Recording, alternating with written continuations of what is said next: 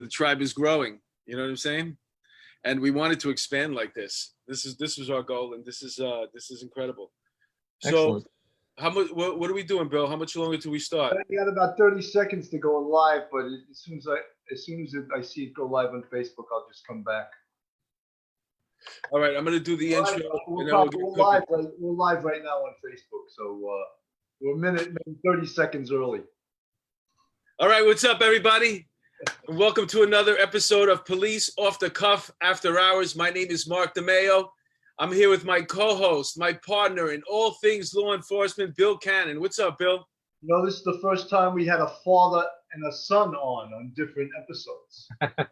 Yeah. I'm very, very excited tonight. You know, we were talking right before we actually went live about, you know, the show and the goals were always to expand and to talk to law enforcement and things about law enforcement all over the country, all over the world. And we got to, we met your father, Steve Cooley. He was a district attorney in LA for 3 terms. And we got to meet Greg Meyer. And, you know, I got your father's books here. Well, before I do that, let me just introduce you. He's our guest tonight is a multi-award winning filmmaker. He made a documentary that is amazing called South Bureau Homicide. I saw it on Prime. You can watch it. I tell you, it's going to take your heart away. It's riveting. What's up, Mike Cooley? How are you? Hi, guys. Thanks for having me. Hey, Mike, I think you went to USC, so your dad paid for your college too, right? Actually, I paid for the grad degree. Somebody's going to get defensive. every cent. There's the family legacy, but I got that bill. That's an expensive school too, USC. Masters, right? Listen, you know what I was thinking about, how interesting it is, you know, because I was a cop, but I was acting for, you know, I got involved in acting in my second year of being a cop. So for 18 years, stand-up comic for 15 of those cop years. And here I am in the mix, hanging out with artists all the time. So you, same thing. You're an artist. I would imagine you were in film school. Did you go to film school? I did. I got into the film thing in college in San Diego. And then when I moved back to LA, where I was born and raised, I got the bug to go to film school, got my master's at USC Film School. But your father's the district attorney. He was the district attorney elected then. Yeah, he was in his first term when I was becoming an adult. You want to get into the law business? You know, I am married to an attorney. My sister is an attorney who has just got elected judge. My dad was a DA. My cousin was a DA. We have so much law enforcement in my family that I've always said this. I have the best free legal advice I ever need, just from all the wrong attorneys who will be the ones who put me in jail. So. But then, wasn't that weird, like hanging out with all artists all the time, and your father is the prosecutor, the head prosecutor? I grew up in a law enforcement family. My dad was a prosecutor growing up for the DA's office. So, you know, our community was very much law enforcement. He was a reservist before I was born in LAPD. So the law enforcement culture and community kind of was present for me. And the whole art thing, I think for me has been more of a fun business. And I considered law school for about 5 minutes. My wife gave me a remedies book and she's like, if you like this, you should go to law school. And I didn't. So I finished film school instead. And your dad's a conservative Republican too. Yeah. It's a lonely breed out here in Los Angeles to be that. But in your business, do you hide that? I don't politicize myself in my business. I think that's fair to say. But people, you know, after they work with me, I do have a real solid reputation. I believe I do, and people don't necessarily think of me as a bleeding heart liberal after we get a chance to collaborate on things. So, you know, I think my principles are clear in how I act, but I don't wear it on my sleeve. You know, my best friend is in LA, and he's been there for like over 20 years. We grew up together in Astoria, Queens. And yeah, LA's got everyone, just like New York. It's the best melting pot. He's a big time Republican out there. And he told me about the party that he threw when Trump won and how he hasn't seen one of those people since. Well, no, he had a full party, but the other people that he invited, he hasn't seen them since. So that's pretty interesting. Did you ever think about being a cop? You know, that's a real good question because the last 4 or 5 years, you know, I think the industry of law enforcement and these agencies, particularly smaller ones, have had recruitment issues and trying to attract, you know, new blood into the profession. And so my skill set being in filmmaking, and our community kind of knowing a lot of the law enforcement people out here in SoCal or Los Angeles, I ended up working with several different agencies on recruitment creative, like creating videos so they can go to the market and attract the best kind of next guys, either new recruits or laterals. And I would often, like every time I'd finish one of those projects up, you know, was Redondo Beach or Hawthorne or Manhattan Beach, I'd tell my wife, I'm like, you know, this looks like a lot of fun. At least I'm thinking it looked like a lot of fun. Hey, Maybe I should just ditch the camera and get the cop car. Till you do it for a while, then it's not that much fun. what's the Yeah, that's what she would say. what's the age limit over there? Because I might need a job soon. For a new hire? Yeah, Gosh, I might need a I job don't think soon. there's an upper limit. I think they'll take any old part who's you know, smart and has character. That's me. I'm 53, man. I might need a job soon. They'll subtract the years you've been a stand-up comic from your age. So Yeah, they might hold that against you, or it might come up in background. Yeah, but you know what? The academy is fun, man. I don't care what anybody says. Whether you like cops or you hate them, even if you hate them, you're curious about if you could make it through the training, what it's like. It's fascinating. You learn a lot of stuff in a short period of time, and it was cool, man. I liked it. I wish I could have stayed in the academy for like another 10 more years.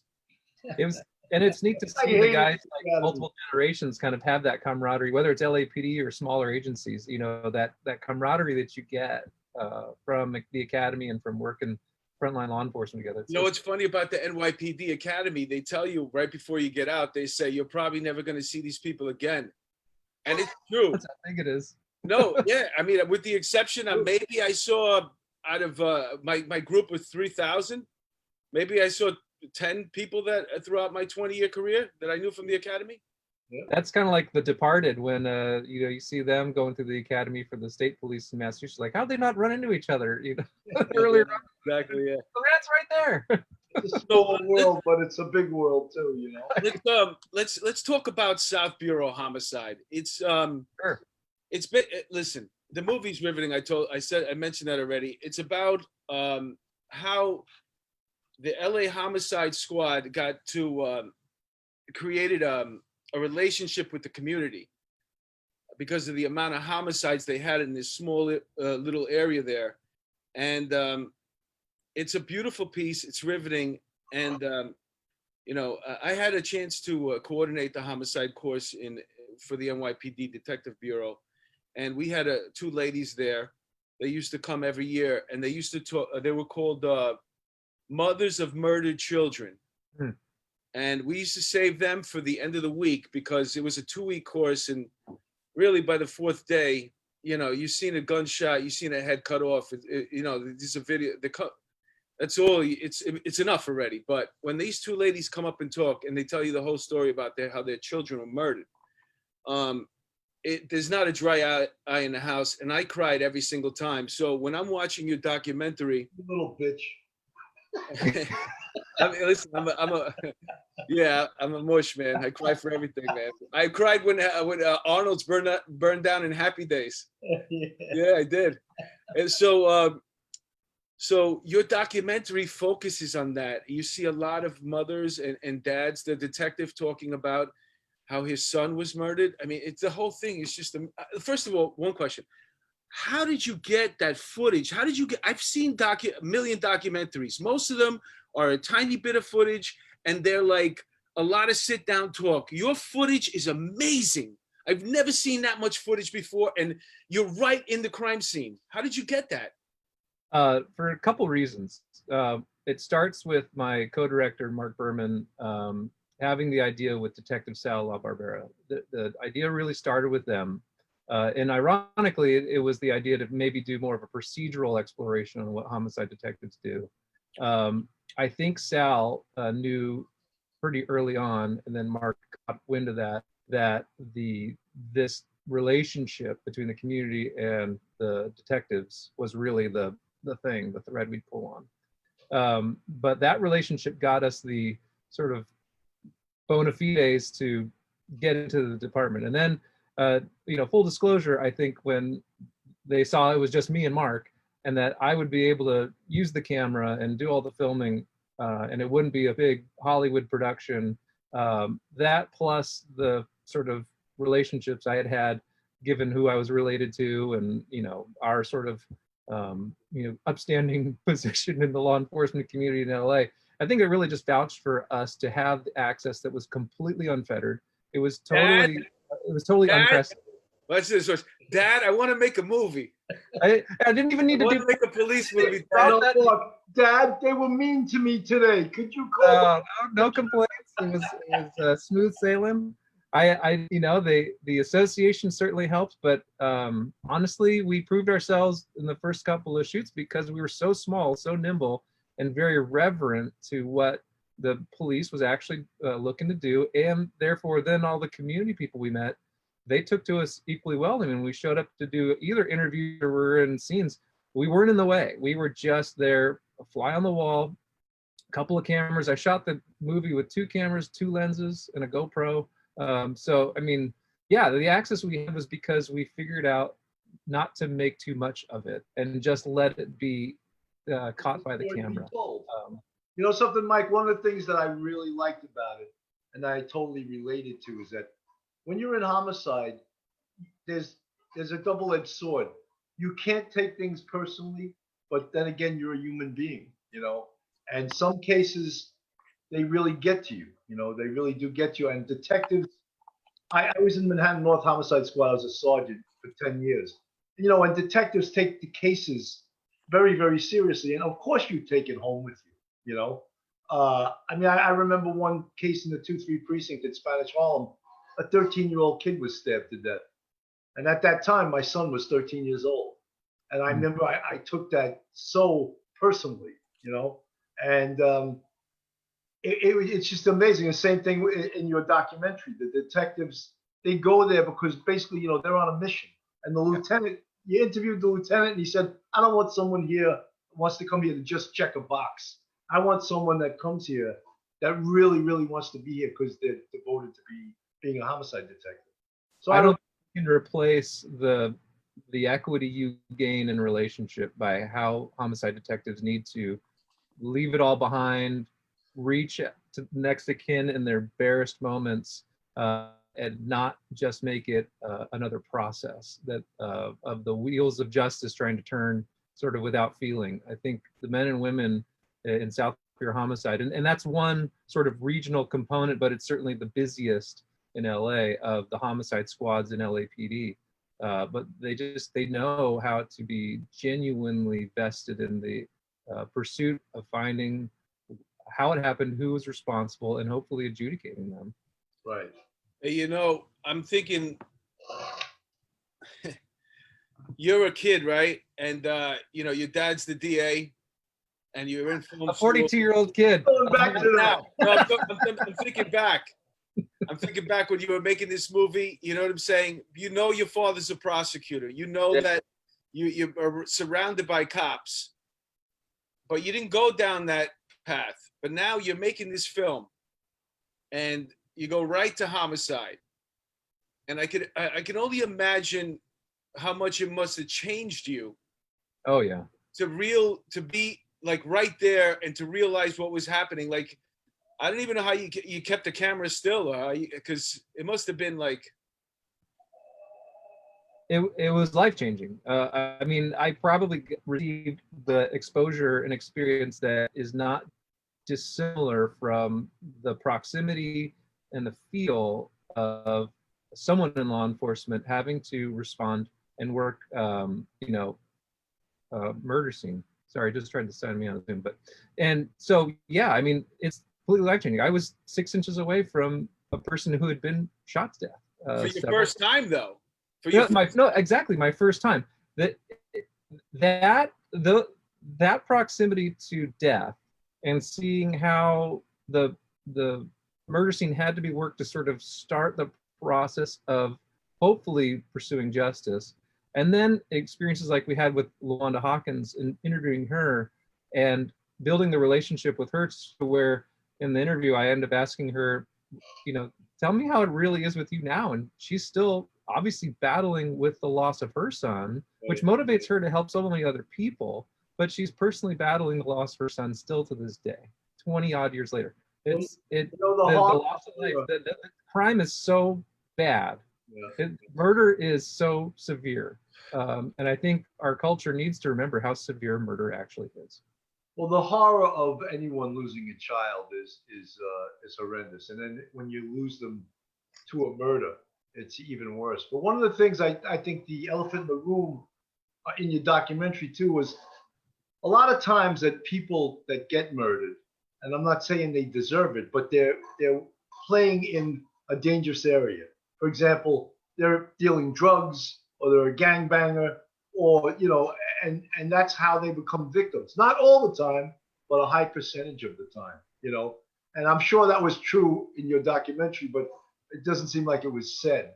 It wasn't outwardly said. No, I mean we definitely tried to be victims of murder are victims of murder, regardless of that some may be seen as more worthy of their actions and redeeming before it happens. But once you're murdered, you're the same kind of victim as anyone else. There's a scene in the film where there's a double murder in an alley, and it's pretty obvious that those guys were caught in some kind of drug deal gone bad. Was that guy shot with the shotgun? No, I think they think was actually just like a road rage. So the victims were wrong place, wrong time. Yeah. The first one you see in the film was gang related, they believe. The second one of the female caught in the crossfire. I mean, so we actually, in the half dozen scenes we filmed for the actual murder scenes, it was quite the spectrum in South LA of circumstance. So yeah, there's plenty of stuff that precipitates these situations, but it wasn't all the same on repeat. You say that, and at the same time too, I like what you did in the film, where you put the headlines between the scenes, and it was going to be a line that a detective is going to say. And one of the scenes where most homicides are senseless, something like that, or and I had a one-man show. It was I still do it. It's called 20 and Out. And one of the scenes that I do in the show is the broccoli murder, how somebody was literally murdered. The whole event started off because the Chinese guy in the restaurant was making the food without gloves on. Mm. And the girl started complaining and called her boyfriend. Next thing you know, somebody's dead. And it's so senseless, a lot of these homicides. And when you try to explain to people, it doesn't really have to be that much involved. Right. You know what I'm saying? It's just like stupid. You know what I'm saying?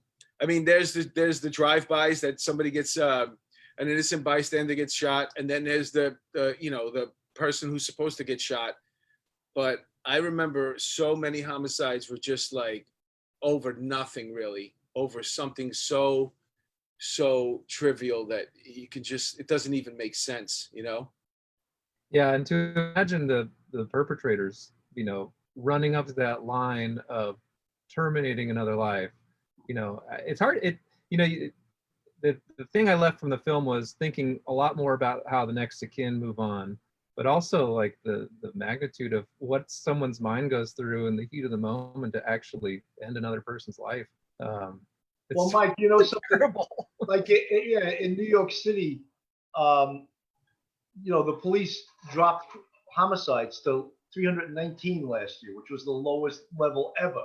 Mm-hmm. But they're starting to creep up again, and one of the reasons is because people aren't afraid to carry guns on them now. Because now New York City has no anti-crime units, no plainclothes units that target people carrying guns. So the bumping into someone in the diss, instead of it becoming like cursing or words, now it's a shooting because the guy's got the gun on. Yeah. Well, when we made the film, LA County and maybe California as a state was at a low ebb of murders compared to heights that they'd had in the 90s and late 80s. And so violent crime, in a generation, when it reaches generational low, and certain policies in LA County had come into effect, and California as well, like realigning the state prisons with counties and revisiting sentencing laws and all these things. And that was actually a pivotal time because we shot that in 2015, to where we've seen, I think, a tick up since then. And now with the shutdown and all the ridiculous politics and decriminalization, the culture of decriminalization that I think is coming from left of center, far left of center, that's only going to lead to more probably violent crime such as murder going forward. Absolutely. Our mayor actually said, we emptied the state prisons, we emptied Rikers, but that makes us much safer. Yeah, well, I guess he wants to fill up cemeteries. I don't know. That makes us much safer emptying prisons on Rikers Island. I don't know where he got that from. But yeah, you guys are stuck with de Blasio. We're dealing with Garcetti, but you guys are stuck with de Blasio. We got him for 18 more months, I think. But then there's a cast of characters waiting to get elected that are just as bad as him. You know. So what are you working on now? Let's see. Last year we released a film. I got a couple of collaborators in another film called Beers of Joy, which was like I saw that. That looks pretty cool. I'm gonna watch that after this. It's fun. It's a lot lighter, but still, there's some drama and stakes for various characters. But that was a lot of fun. It was kind of a globe-trotting film we got to make in partnership with Anheuser-Busch, and great characters. And kind of, if you guys have ever seen Somm, it's kind of like the beer version of Somm. And then, we got a docu-series coming out probably next year. We're just early in production on. It's actually about kind of the industrial hemp in where it's kind of taking off because of CBD and that whole thing. So it's kind of trying to demystify, I think, some of the way our culture has characterized this plant and all the uses that can come of it because of the past used to be sort of politicized and made illegal and prohibited, which I think was right. But it's interesting that there's all these different kind of new uses for this cannabis plant. That are I like the out. old use for it. Yeah, plenty of people do, especially Northern California, certain parts of California, Oregon, etc. Yeah, what I was just thinking about, but like because you said it was a little lighter, because I'm thinking about your the South Bureau homicide. There's scenes in there that I'm telling you, if you're listening or watching right now, you have to watch this this documentary, right? Like, for example, all I keep thinking about is you mentioned, your first time being at a scene and there's brain matter and there's flies already on it and your camera's right on it. I'm like, what the hell were you doing? Like, how did you even? Well, like coagulated blood. Like, how do you know that blood's going to coagulate into like jelly? I mean, there were very visceral, physical details that, even the action movies never slow down enough to kind of give you that sense. And it's also kind of thing that it doesn't even go into sort of like gore and horror films. It's just reality is heavy. Right. Real violence is horrendous, right? As compared to violence you see on the screen. And I'll tell you from experience, if there's brain matter in the street, the guy has zero chance of living. Yeah. Well, and when they would they put the sheets over the bodies or sheets over the cars. I mean, I think the ability. LA is, obviously pretty flat, so people can kind of congregate around the proximity of a murder scene or a crime scene and really witness a lot of that detail. And so I think the need, and it's not exclusive to LAPD, but the need to sort of shroud and sort of obscure that gratuitous violence is necessary. I mean, there's a scene actually in the film, or not in the film. Sorry, I wanted it in the film, but we agreed not to put it in the film because it maybe was superfluous, but you guys would relate to it. And it's Captain Tom McMullen retired during the course of making the film. So we shot his retirement party at LA Police Academy. And there's actually a clip of his End of Watch broadcast on our Facebook page. And, he was running the unit over Lieutenant Nolte and Sal during the course of filming. But if there was another privilege beyond kind of getting to see what the men and women do, both with the badge and without the badge, it was being at that event and seeing how, a servant's 40-year career all over this big department, culminating in working South Bureau homicide.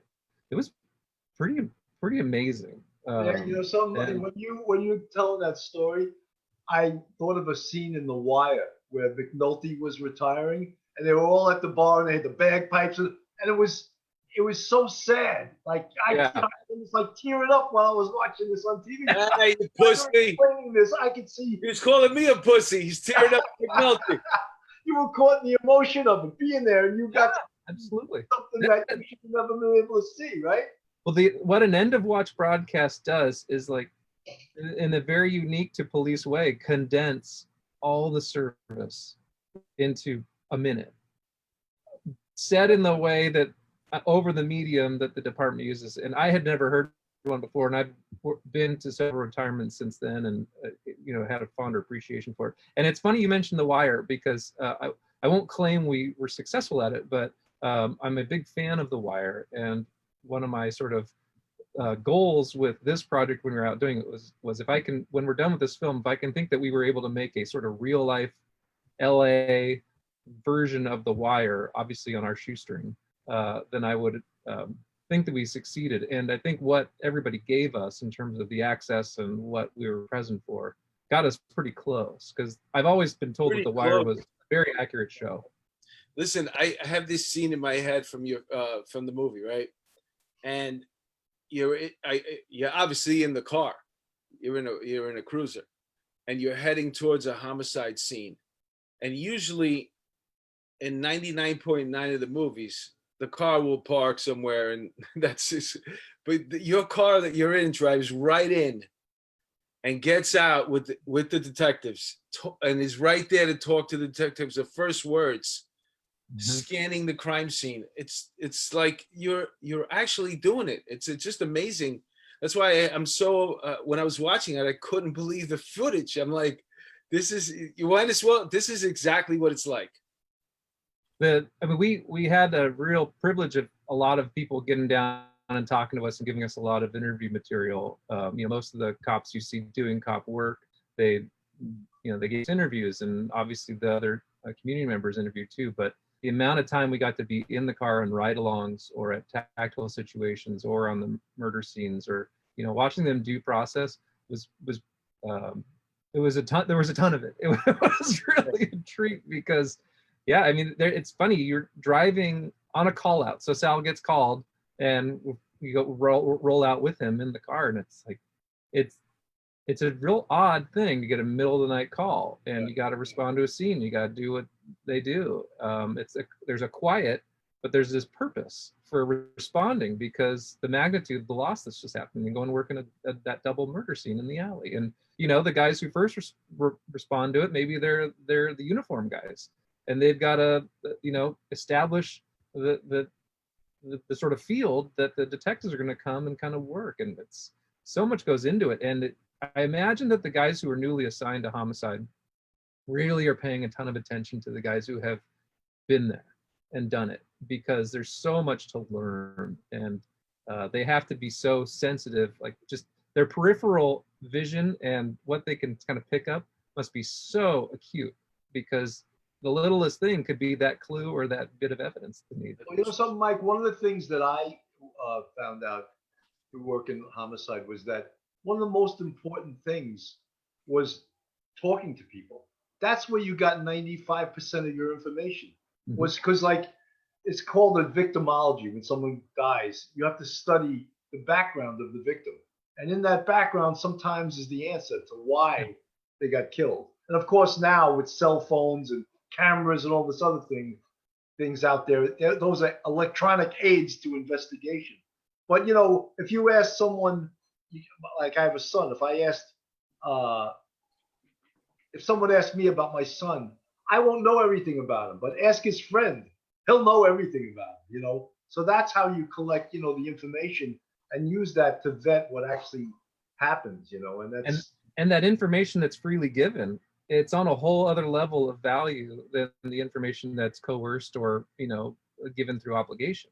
And Right. So the relationships that the detectives are building as they're working these cases, they may be in pursuit working one case, but a relationship they have with a resident or a citizen may kind of help turn a corner in something else that they're working that might be on a cold case. There's so many dimensions of what they're having to do. And then the way that the organizations are maintaining propriety over serving the community without sort of just becoming an adjunct law enforcement role, but still finding and feeding the right information so that the victims and the next of kin, ultimately receive the justice that we need to pursue. Well, it seemed like a lot of the theme of your documentary was community policing and getting the community involved with giving you information. And, that's so important to have detectives that know a lot of people in the community. So when something happens, their phone rings and says, hey, I know who shot so-and-so, and then you still have to build the case even once you got the guy's name. But that kind of goodwill that the detectives build out in the community is invaluable. The time at which we made the film, it just happened to kind of sync up with Ferguson. And I think a lot of that theme was born out of the idea that many people are either raised now or are told now to think that there's no such thing as a legitimate relationship between local law enforcement and the community they serve, no matter where it is, if it's a small town or a big town or whatnot, that it's just impossible. And I think that was the narrative of Ferguson, to say, look, they can't get along with the cops. Look what happened, the tragedy of it all. And we found the exact opposite. And I also don't think that's exclusive to homicide detectives, but homicide detectives take the biggest crime, murder, and go work it exclusively. And what they have to do it, I think, earns them so much cred that is necessary for people to understand that the police are people too. And they're not they're not just doing it for a paycheck, or they're not just automatons who are trigger happy and everything that the media wants to say about law enforcement. So many myths were dispelled. Not that we carried the myths in, but the myths that we would hear about are dispelled just by my personal experience of making the film. Sure. Did you get a chance to sit in on interrogations as well? We had a plan to, and then I think, if I recall, the kind of logistics of us being present would not preserve the investigative process. So we ultimately were given several interrogation videos that didn't make it in the film because they weren't really related to the cases we were present for, those scenes that we visited. So it just didn't end up having a context that suited the film. But we had considered it, and I think we're getting some material in that area. Being around detectives for how long did it take to make this film? We started making it in about May of 2015, and then it's May of 15. Oh gosh, no, I'm sorry, May of 2013, and we wrapped shooting it about the end of that year. So the Christmas sequence at 77th, which is an annual event that they do, that was among the last things we shot, other than some pickups. Cut it the next year, and then it was in the festivals after that. How weird is that you decide to do this documentary on the homicide, and it's just you get 6 like right there. It's 3 months. Well, that's actually kind of an ironic thing, is that I think our expectations were much higher. That okay, we're gonna call you guys out. We're gonna put you on a call out list, and Mark and myself, my co-director, we're like, oh, our schedule's gonna be full of going to all these murder scenes, whatever. And in all honesty, they found some legitimate reasons why they didn't call us out to every one of them. So they didn't happen too close to one another, and it gave us the time to go see other aspects of South Pier Homicide, or meet other characters and go follow them for a bit, whether that was LaWanda Hawkins or Bishop Smith or Sister Heron. And in some ways, that was the blessing in disguise, because the movie would have been pretty monotonous if we were too heavy on scenes and process, and not kind of seeing this counterbalance of Gang Talk Radio, where they're maintaining a dialogue that is absolutely trying to run parallel to reducing violent crime, but through its own independent means. So we were joked a lot about it during the production, that, man, I don't know if they're calling us out to as many things as we'd actually want to show up to, but we were given a lot of other opportunities to shoot other stuff. Well, the detective's always trying to get you to pick up the dinner check. Gosh, I know we went out to dinner before a ride along with Andy Hudlett, and I'm pretty sure he treated us. So. I was thinking of saying, Mike, come on, pull out that corporate credit card. No, they knew we were low budget. They saw it was just me. They're like, look at this guy, this scruffy, law Did enforcement you wanted. wear a vest? Yeah, yeah. I still have the vest. I think it's probably expired in terms of its composites. Give you a gun? No gun. No. No, they should have. I would have deputized you. I think I got a helmet one morning, but Oh, really? but Those- they were very pretty cognizant about where we were shooting some of the tactical situations in the warrant service. I mean, I had a good long lens, but we're right there, and they're Well, like, that- okay, stand behind this truck here, and don't do that, and don't go over Yeah, there. And You mentioned that, and there's a sequence in the movie where you pull up right in the middle of a homicide, like I mentioned earlier, and there's a little bit of dialogue that says we have to make sure that before we let the detectives go in there and start doing their interviews, that we're 100% certain that whoever we're looking for, the shooter, is not here right now. yeah, we were on that scene all morning. That was, I mean, I think that murder probably happened at 4 a.m. or something, before dawn, and the news responded to it. We got called, and we got there probably by 7, and I think we stuck around until like 11 a.m. Until it was more or less that they had to reduce the tactical situation to where it was safe. It was all the dynamics really impressed me, and that's really, I think, something that LAPD, LA sheriffs probably as well. They, given their magnitude and scale of the area they serve, I'm sure NYPD, these big departments, they really have to become good at regularly managing murder scenes that have tactical elements. Yeah, absolutely. Because in other communities, this never happens. You mentioned the amount of space that you have in LA. In New York City, it's so condensed. I mean, you could have a murder scene that is on a block where you have 10 buildings on each side that are 30 stories each. You know what I'm saying? So, like, you can't close down the block. Like, No. you gotta at some point start bringing the crime scene in. But if there's a body in the vestibule, people want to just be able to step over it and go home. Yeah. Guess what? You can't go home until That's New York. Sorry, you can't, and they fight you sometimes. Like, I live in there. Yeah, but there's a dead guy in your vestibule. But I'm walking. they're like, I'm walking here, and you go about your business. I won't disturb it. You know what they say? I won't disturb I'll anything. step over him. Yeah. You don't worry about me. I didn't do it. I won't touch anything in the crime scene. I promise. I just want to go home. Yeah. Hey, Mike, you know what I saw that I thought was pretty cool on your LinkedIn? You're a drone pilot. That's correct. Yeah.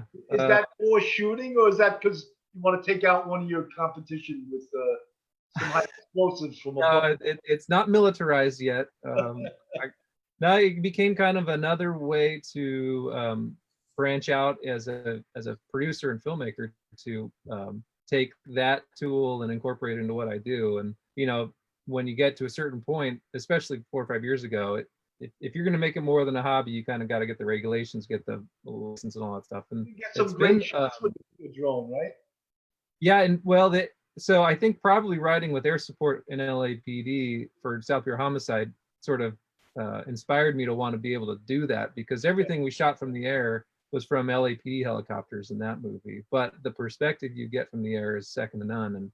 And now that the drones became so prolific, it's kind of like the don't leave home without it tool. I was doing a project the other day where we were filming the Rose Bowl with my drones. So, you want to just throw something up and get those pictures, because you can't do that otherwise without that tool. That's a lot of fun. Can you fly it over the stadium?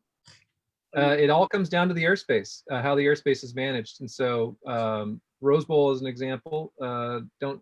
Everybody watching at home, don't just go out and do this, but that particular part of LA, the airspace isn't controlled. Whereas where they're building the new stadium that the Rams are going to play in, it's right next to LAX. You can't take off a drone there, no matter what you want to do. So my son, it really depends on. Has a drone, and he flew it over the lighthouse at Montauk Point and got some great shots. But then he got chased away. People are like, you're not allowed to do this. It's too late. I got my shots.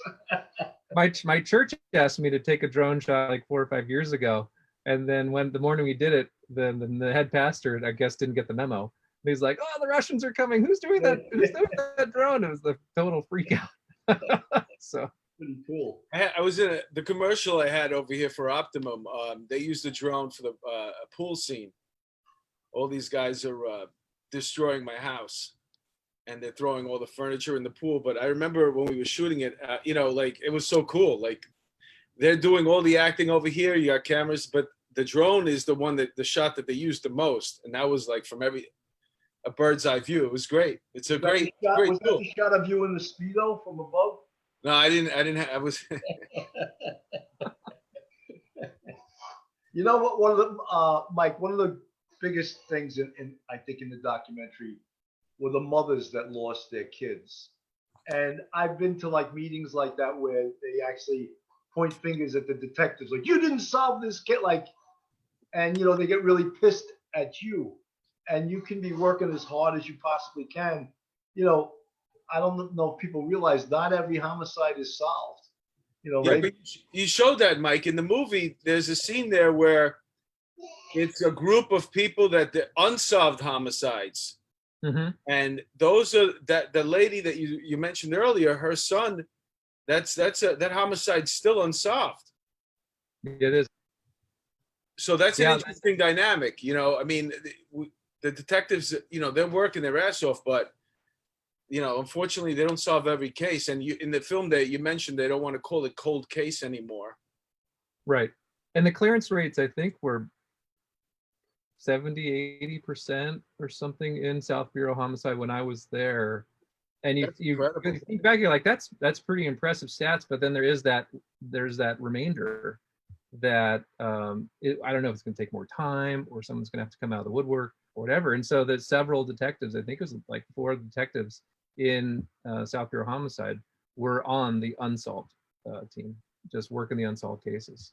Well, there's no statute of limitations for homicide, No. But the other thing that happens always at the end of the year, someone will die of a gunshot wound that happened 15 years ago, and that counts as a murder for that year. And at least the NYPD was like, "Oh no, we don't want this one. What do you mean?" And the guy got shot. And the doctor will say the infection from the bullet. If he was never shot, he would have never died. 15 years later. So they would catch a murder, and the case was all adjudicated already, but it was a shooting and not a murder. Whoa, I've never heard of that. That's in the year homicides. They'd be freaking out.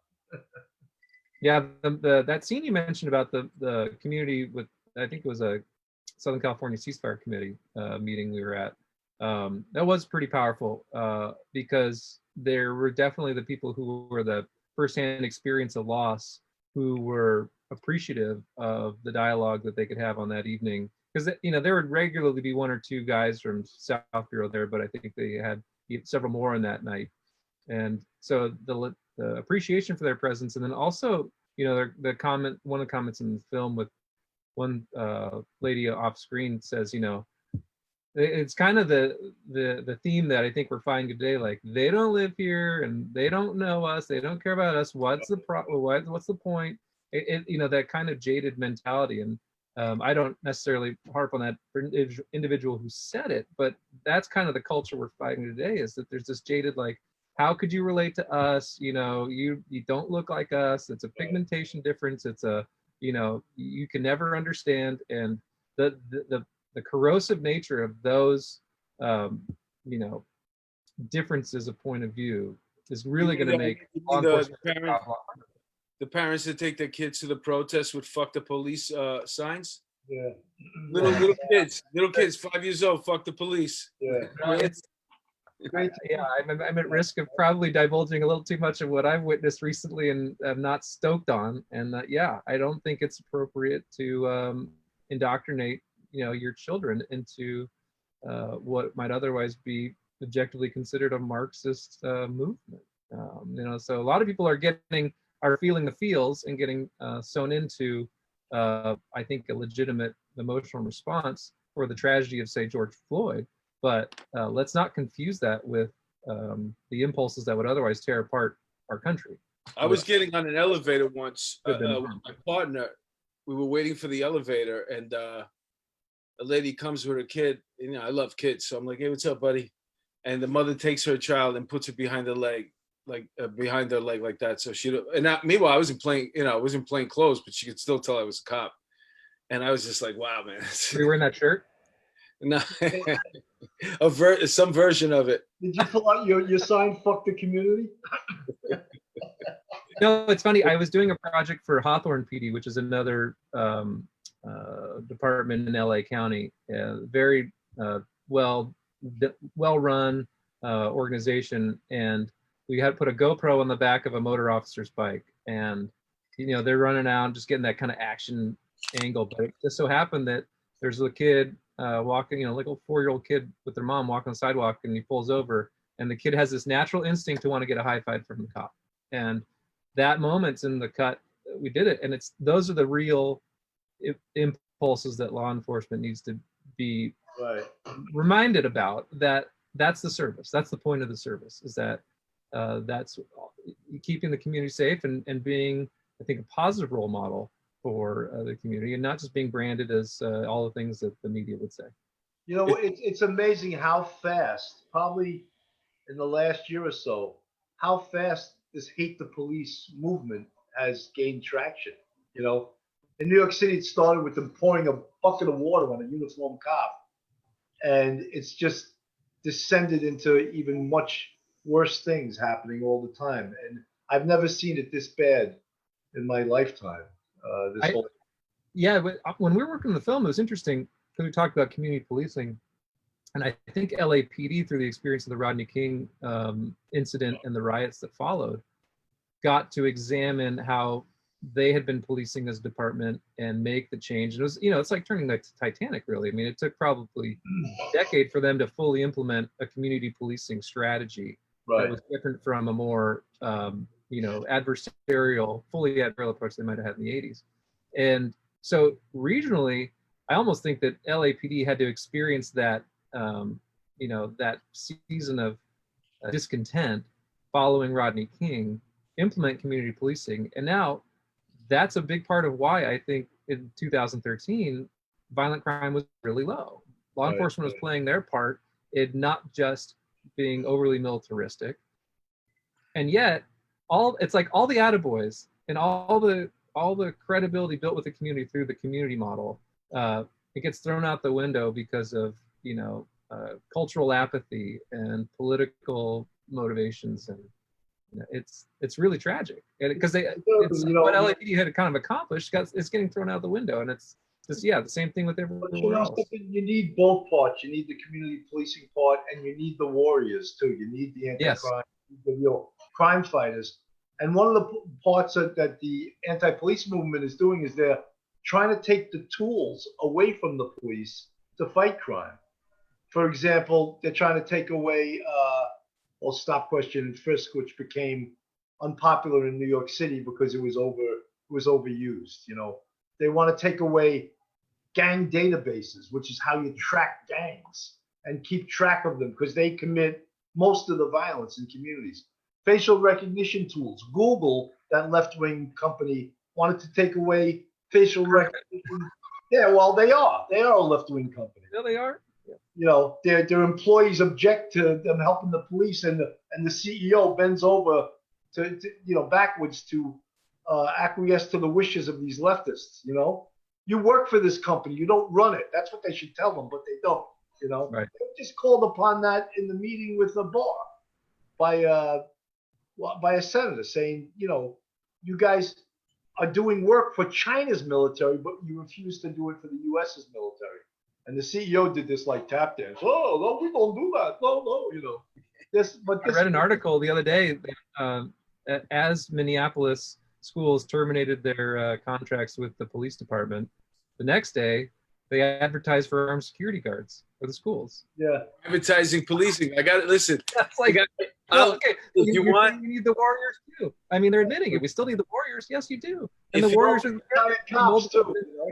If you want my theory on what's going to happen with policing in the future, especially in big cities, it's privatized policing. That's where we're going.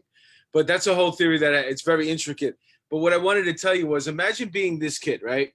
This is a kid who wants to make a difference. He's going to join the NYPD because he's going to be the community guy. He's a native New Yorker, or she's a native New Yorker. And you know, they do it, man. They go through the academy. They do a great job. They get to their precinct. They're doing their impact or whatever they are, and but they're making a difference in the community. They wind up getting it into a precinct, and then they win Cop of the Month 3 months in a row. And then they go to these protests, and they're standing side by side because, you know, they wanted to make a difference. You know what I'm saying? They're not like all these other cops. Right. And they're standing side by side, and all of a sudden you get hit in the head with a brick 3 nights in a row. And you realize at some point, you know what? This is all I got. These are my brothers and sisters in blue. This person right here, they never asked me, oh, did you win Cop of the Month? Are you the guy that wanted to make a difference? No, you're wearing a uniform. You're on their side. And that's what happens. That's where you get the us against them mentality, because all that, it's all, you know, I don't want to say it's bullshit, but the reality is, you know, in a perfect time, all that stuff works. But when you're in a time like this where it's it doesn't matter. It's about anarchy right now. It's about destroying what we have to put something else in place. And this is what we're doing, you know. So where do you start off with? Distrust of the police. That's the ground floor. I didn't make this stuff up. The tactics of bigotry are not what needs to be utilized to end bigotry. We've been changing our culture ever since the country was founded, because cultures change and cultures can improve. But to, you know, paint all law enforcement as bad and therefore needs to be defunded and disbanded is basically the same mentality to say that any person with a particular association, you know, that they, especially one that they can't control, like race, which doesn't really exist. We're all one race. It's the same kind of bigotry. It's just with a different prism. So we really can't. A moral society just can't let that happen.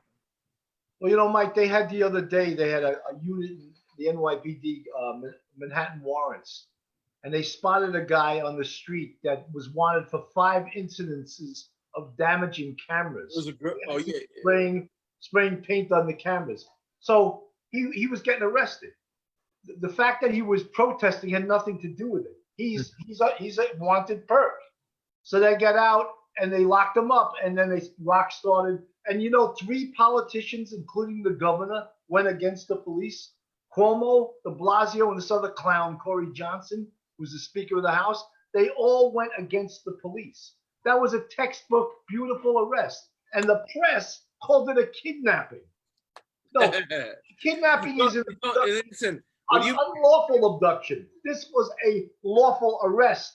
Had nothing to do with kidnapping. But these jackasses from the press, you know, they use these powerful words like kidnapping. No, it wasn't a kidnapping. Kidnapping is unlawful. This was a lawful arrest of a perpetrator, not a protester. You don't have to stand in the middle of town square and go, okay, this person is under arrest. Right. In your body, that person has an arrest warrant. We know who that person is. You run out, you snatch him. I've done it.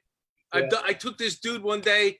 He was in the middle of, you know, in New York City, they take the thing off the fire hydrants. And if you don't feel like going to the pool in the summer, you take a can and you put it on the fire hydrant, and then you know, everybody runs through the fire hydrant. This dude was in charge of. He was the point man. And we saw him. He raped this girl. She was in the other van. She pointed him out. She goes, "That's him." We pulled up right there. We ran out. We threw him in the van. Closed the door. Took off. 1 second, this guy was there, being the life of the party, and everybody was looking like, "Where the fuck did he go? Like, what happened to that guy?" That's a kidnapping. That's an abduction. That's what you call a perfect strategy. But unfortunately, you know, when I watch that, I think to myself, maybe it could have been done a little bit better. You had him right there, but maybe you could have just a little tactically slightly better. You know, because the grabbing of the thing has to be a little quicker and just real quick. More finesse.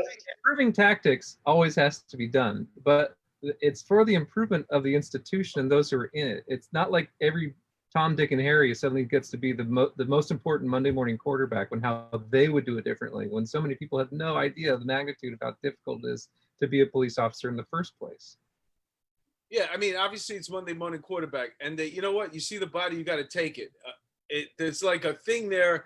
it might look good, and then all of a sudden you see what happened after the fact. They came from everywhere, but Well, it's like you guys said, it's being made now where it's almost impossible to do the job. Yeah. I mean, even the New York Times, they called it an abduction. First of all, the writer was probably a graduate of Columbia University Journalism School, which is practically Mao Zedong University, you know? Or they probably just get their coffee at the Starbucks that's on the Columbia campus. you know what, They though? don't have an impressive Abduction in the New York Times. They're putting together that incident along with the one, I think it was in Seattle when they were using the unmarked vans, and they were from Homeland Security was dressed in camouflage, Right. which the military said they shouldn't be wearing camouflage. The whole thing is crazy, but they were doing kind of sort of the same thing, just grabbing a particular person out of the group that they had an arrest warrant for. And listen, there doesn't have to be a whole town square. I don't have to announce it. You got an arrest warrant, you're gonna go. And you That's don't have to explain it to someone on the street. No, no. We're not holding court here. Well, right now we don't have to, but in the future you might, because that's what they're trying to do. This is the ACLU attorney, and this is, Did you ever remember Django? Remember Django when he shoots the guy, and then he goes in the bar, and they have the drink together, and he says, call the guy. That's what you're gonna have to do. He says, listen, you're gonna have to go through 3 steps before you take the body out of there. Well, the guy that Manhattan warrants arrested, he was homeless. So what were they going to call him and say, "Hey, surrender"? He lived on the street. So how, I mean, and these people, I mean, the fact that 3 politicians commented on it, all Democrats, is disgraceful. And one of them was the mayor, and the other one was the governor. Right now, you take it to How court. close would you guys say that we are to a blue flu? Nah, I don't think so. Don't think so. I think, probably 1,000 people retired because they could, and they know that people that may love the job, but they're like, I'm not taking these chances anymore. Yeah, you know what? I think right now what happened probably, I had a moment where I thought of, at this point, you want to win it. You know what I'm saying? We're out every fucking night anyway. Fuck it, let's win it. You know what I'm saying? Mhm. We're not going to give up. Fuck them. And that's what I hope the attitude is at this point right now, because you know what? And I mentioned this in an earlier podcast. You take that person coming out of the academy, he's a little soft. You know what I'm saying? Because I go to the academy every week. I work there. I do an acting gig there. And I see these kids, man. Like, but you know what? You take that kid, right? And he's coming out of the academy. He's a little soft, right? That person, right? And now you put him out there on the front line. He's getting hit with stuff. He's getting screamed at every day. Your mother's a whore, this, that, and the other. I want your children to die. And the first night he might be defeated. The second night he comes back, he's a little. Third night he's a little. Fourth night he's a little. And by the 5th night he's like, what? What the fuck? What are we doing? That's a different person now. He's got to deal with this shit. You toughen him up. And now you got a whole different breed of police officers right now. The young guys that came out of the academy, that's not the same person anymore. When you got to go home after that abuse every single night and you keep coming back, it's not the same person anymore. These are tough kids right now. Well, I appreciate that perspective of the sharpening of what they're going through, because you would otherwise imagine it's demoralizing and can be nothing else, but there is that sharpening aspect of it. It's not, if it's their boot camp for life for this particular job, and they go through and they come out stronger, then I guess it's worth it. 10 years from now, that cop right now that sat through this whole shit, the people that come on the job are gonna look at them like, oh wow, you worked the freaking the Floyd protest? That's the way they're gonna look at them, because they know they went through the shit. Mm-hmm. But Mike, there's a law that was passed by the city council and signed by the mayor called the diaphragm law. And that law is intolerable. They cannot do their job with that law in effect. That has to be reversed. And basically what it is, a cop can't put his knee on a perpetrator's back to get him handcuffed, or his body weight, or any way compress his diaphragm. And if they do, they can be arrested for any misdemeanor. That law has to be changed. They cannot do their job with that law in effect. And the chief on the NYPD, Monahan, said, "Oh, I spoke to the DAs. They're not going to prosecute." And he took a lot of shit. That you won't believe the DAs. Once you get a highly politicized case, they will all prosecute. Believe me. you know? That was cool about your dad because usually like especially now the prosecutors that we're used to, it wasn't he shit on all of them, and that was beautiful. Yeah, there was he used to say a lot of good things when he was in office, like I don't know if it was the uh, not the Phil Spector case, but one of the other cases, and he was on the news and like, oh, you called the jury stupid. It's like, yeah, and they're like, do you want to take that back? He's like, no, they're stupid. I think they made a stupid decision. What do you want from me? It's like there's a bluntness and clarity that I think many people in political office are terrified of exhibiting, and it's really too bad because it just shows that they're a lot of times empty suits. And I think the thing that my dad accomplished in office in 12 years was that he didn't change. The job changed, and he moved to the top of the ladder, but he didn't change. And he brought all the character and accomplishments that he had accrued in 30 plus years of being an actual prosecutor to the top of the largest, prosecutorial office in the country. And the culture of the office during his time was really successful because people believed in the mission. But your dad probably couldn't be elected today. No, that's not true. He pulled us, in my opinion, It's he true. pulled a Jerry Seinfeld. He went out on top at the right time, has maintained an incredible reputation because of what he accomplished. But I don't think the times would have been as kind to him. I mean, his replacement has endured such unfair criticism. She is everything the woke society says we need, and they are consuming her. Right. She is. That's the thing. She checks every box, and she is the most dedicated public servant in office right now in LA County. And they want to spit her out because she's not, a radical, and it's crazy. So yeah, if he had still been in office, he would have been public enemy number one. If he had been elected Attorney General, he would have been public enemy number one. He lost to Kamala Harris, right, in 2012. Yeah, and that was I think it was a blessing in disguise for him personally, because he would have been the only statewide Republican in California in 2010. So he would have been a target, and he would have been a ceremonial hood ornament for a dead party, which is the Republicans of California. Right. And it's interesting because when you go back and we analyze, it's like all the talk of like ballot harvesting and all these elections changing after election day, and you're in the lead and then you lose the lead. Like his race seems to be among the first where that dynamic of that tilting became kind of the norm here in California, where a reasonable Republican loses to a radical Democrat by the thinnest of margins after the fact. And it's not worth litigating now. I'm glad he's not. I'm glad he was able to retire after finishing his term in 2012, and he's gone on and now he's defending very worthy people like David Daleiden in his defense against the state. So he's doing Books. doing right. He's And the books, he's writing the books. Yeah, Third one's he coming sent out, so. the books. Yeah, I got both of them. My dad is blue through and through. That's for Yeah, sure. He is, man. What a Great guy. Great guy. Great guy. It's unbelievable what I think a lot of these Democratic cities, they want to change policing, but the violence in all the democratically run cities is out of control. And New York is heading that way right now too. And it pains us because we were on the job. I came on in 1985. I retired in 2011. We were on the job with the biggest drop in crime in New York City history. It went down 70% in 30 years. It's starting to go back the other way, and it really is painful to watch. It's That's the same dynamics in LA. I'm born and raised in Los Angeles. Most people aren't born and raised in Los Angeles. A lot of people just come here. I have no desire to want to leave LA, but the way the city and culture is changing to throw common sense and reasonable morals out the window is pretty appalling. And you start looking at where in the country do they still hold on to have some this conversation every week. Where would you go? Well, Joe Rogan is moving to Texas. It's because he's had it. Mike, go to Sweden because they have herd immunity. I'll give you. This is the question we're going to close out on. All right. Where would you go? Because I'm going to give you some time to think about it. Do I spend my own money, or do I get to win the lottery first? What'd you say?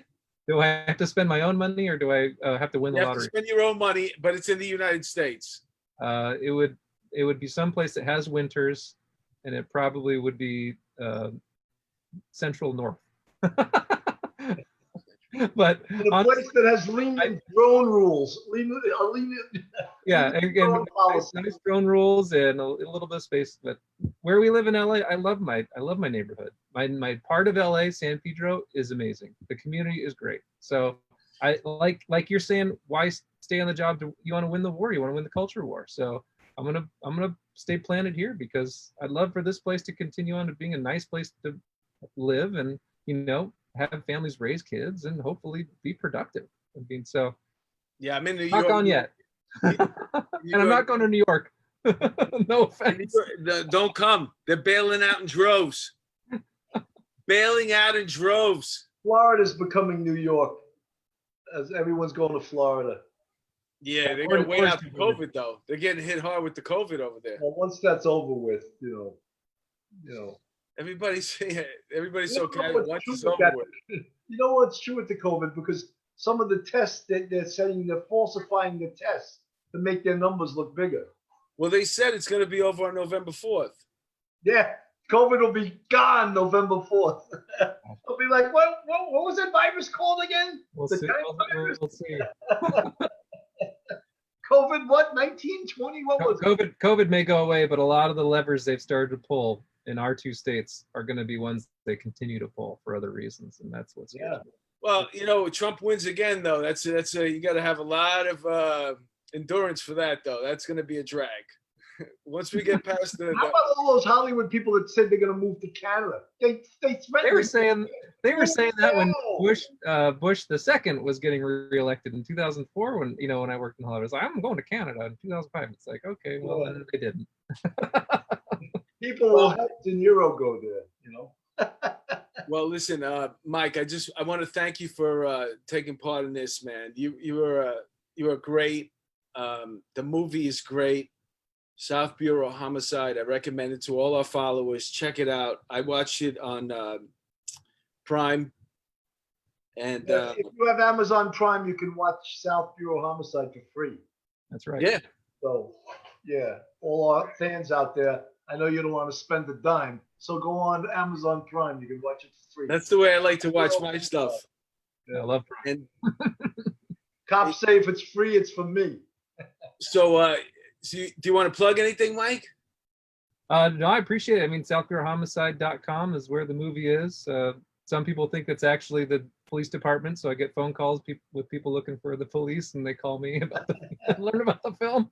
But no, that's all I need to plug. I mean, I really appreciate you guys bringing me on to talk about it. That film changed my life, and I think it was an important change for me to see the seriousness of the work your colleagues do. So thanks for letting me talk about it with you Mike, guys. if you want to do another documentary on what's going to be the most popular law enforcement podcast in the nation, you may consider Police Off the Cuff after hours. I liked when you guys talked about that you did the first 3 episodes in the car and drove around a bit. I'd be was down fun, for yeah. resurrecting that for you. I'll do that. Link to the first one. It's pretty. They did a nice job with it. Yeah. So what can I say? I got dressed up for you. I did my hair. Appreciate got it. a part. What the hell, man? You want somebody with a heavy New York accent that knows how to act really good?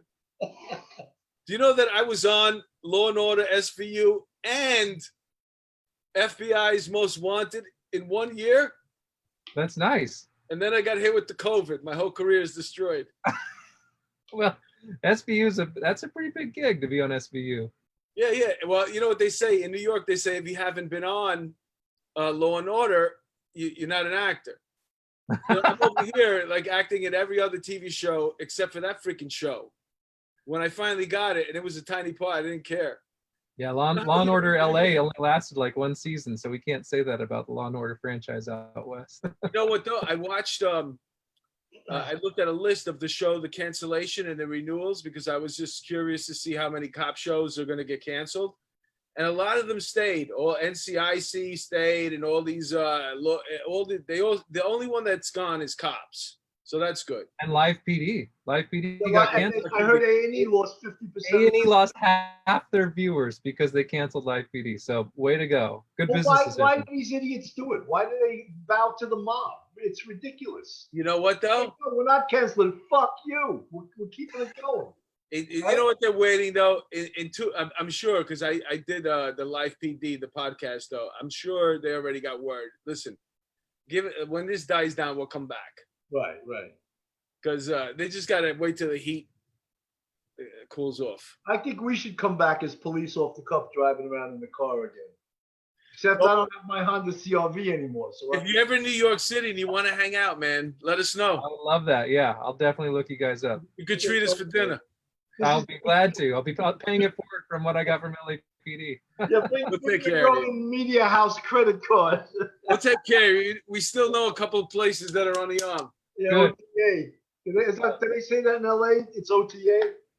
No, I haven't heard that, but I'll start using it. That means On it's the arm. That means it's free. OTA. It's an old cop expression, you know. All right. Beautiful. Thanks a lot, Mike. Thanks Thank for you coming. guys. Thanks Appreciate for it. the best. Take care. Thanks, man. Bye.